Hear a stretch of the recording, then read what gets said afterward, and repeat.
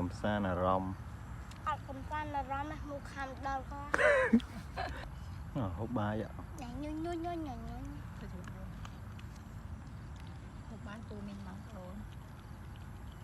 ហូបបាយពូមីងបងប្អូនថ្ងៃមែនតើថ្ងៃមែន ហូបបាយកាត់ បានហូបអីគាត់បានហូបអី បានថៃ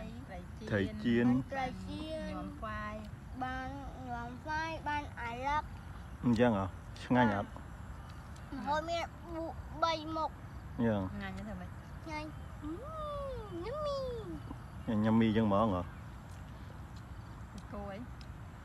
សាច់គោមកលុនតូទេបាទឆ្ងាញ់មែនតើ អញ្ចឹងហ៎ ហើយស្លឹកឈូកទៀត ថ្ងៃនេះមកបាយនៅ កាឡឹក